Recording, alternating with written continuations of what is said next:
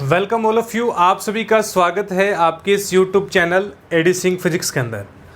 तो हमने unit second को स्टार्ट किया रखा है और आज अपन टॉपिक पढ़ने वाले हैं density of electron. Density of electron और एग्ज़ाम के अंदर इस तरीके से पूछा जाता है, नेज अर्धचालक यानी हमने सेमीकंडक्टर पढ़े थे कि ताप के पदों में इलेक्ट्रॉन की सांद्रता क्या है।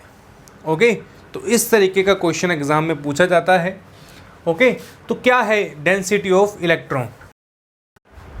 हाँ भी देखिए, अब डेंसिटी ऑफ इलेक्ट्रॉन का घनत्व कैलकुलेट करना है तो सबसे पहले इलेक्ट्रॉन के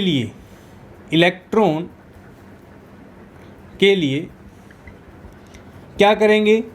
अब देखिए, इलेक्ट्रॉन की जब ऊर्जा कैलकुलेट करते हैं जब एकांक आयतन पर, अब यहाँ पर मैं बात करूँगा एकांक आयतन पर। एकांक आयतन के लिए जो इलेक्ट्रॉन की ऊर्जा है, जो ऊर्जा है वो डीई प्लस यानी जो मेरे पास इलेक्ट्रॉन की ऊर्जा है वो ऊर्जा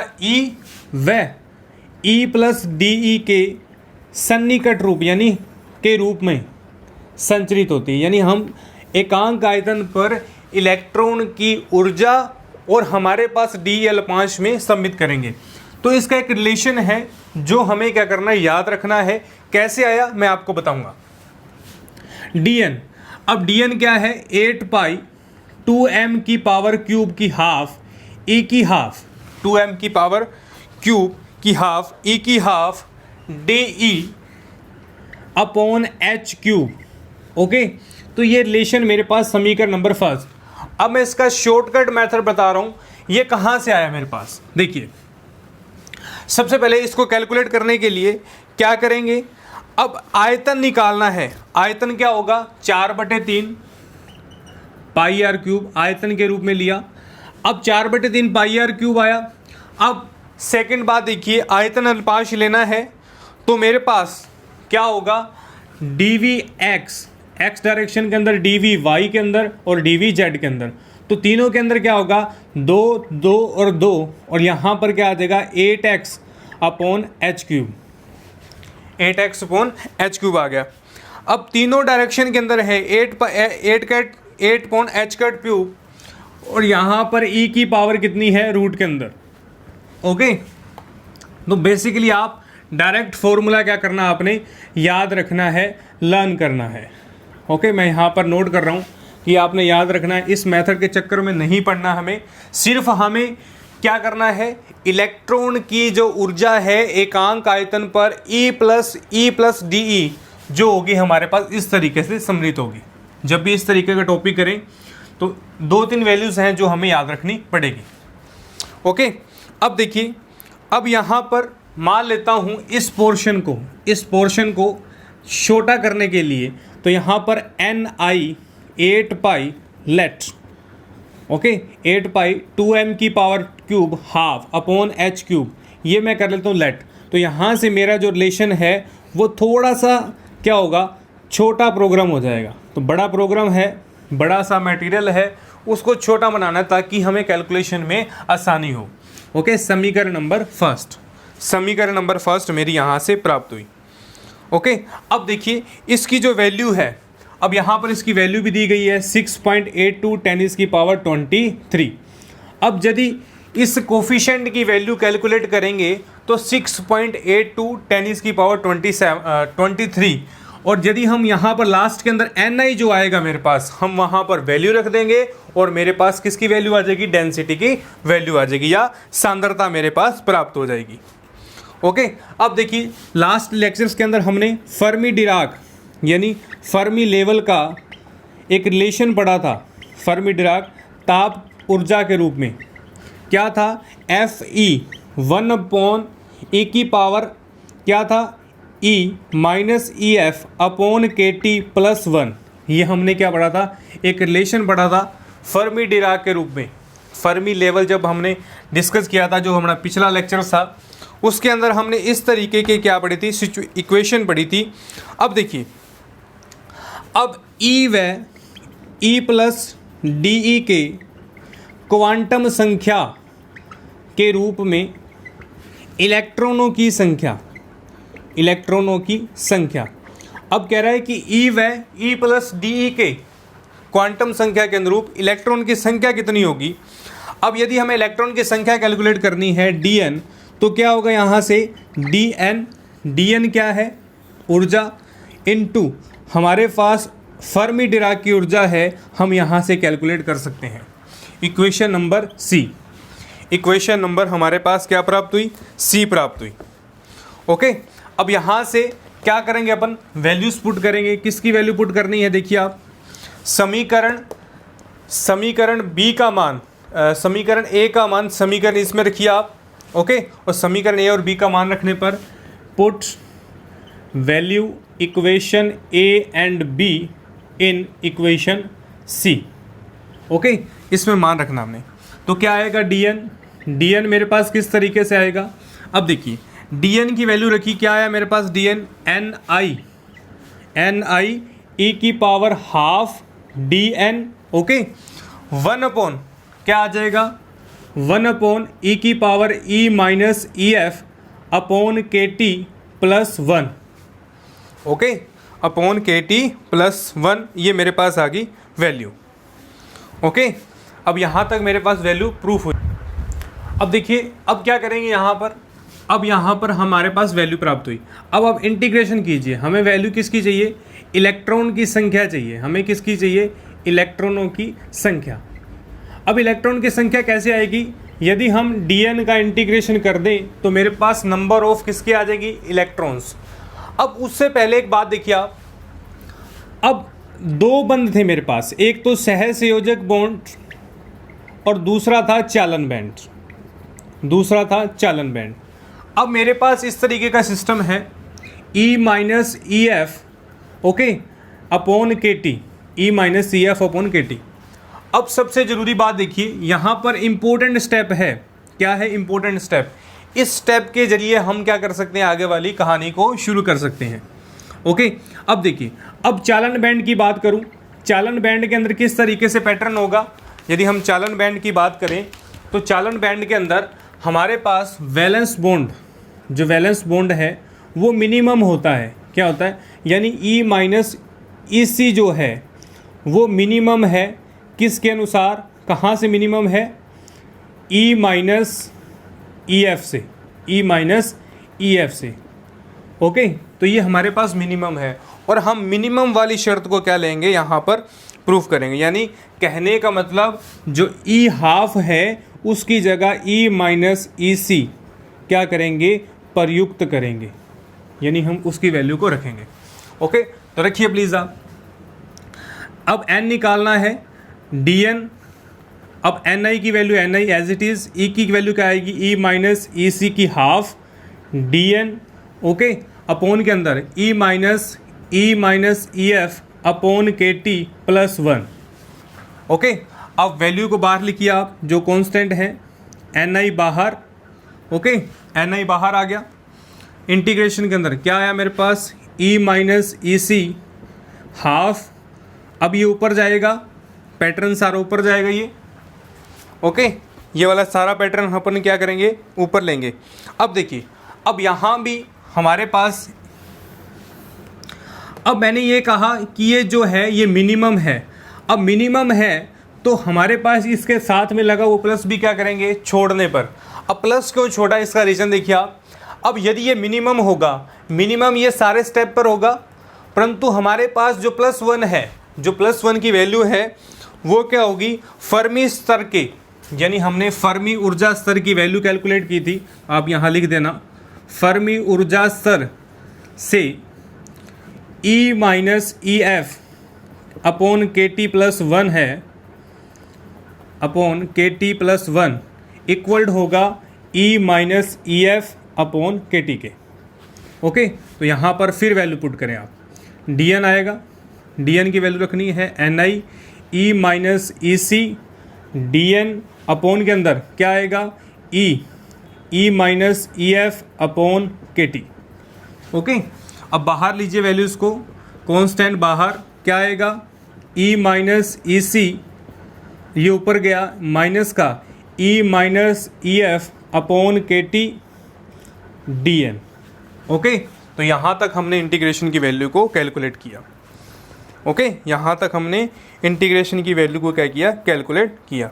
अब लिमिट देखिए, अब लिमिट जो होगी वो ई सी से इन्फिनिटी, यानी हमारे पास ई सी से इन्फिनिटी तक की वैल्यू हमने रखनी है। ओके, ई सी थे हमने वैल्यू को कैलकुलेट कर।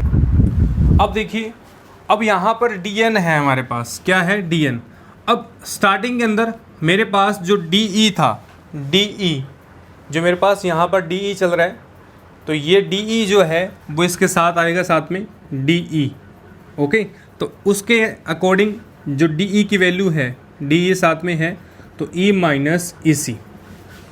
ओके, अब देखिए, अब क्या होगा, एन बाहर, एन आई ई की power e minus e c upon k T, क्योंकि मेरे पास ई सी अपॉन इन्फिनिटी जो मेरे पास वेक्टर्स आए हैं, ई माइनस ई सी ई की power minus e f upon k T D E.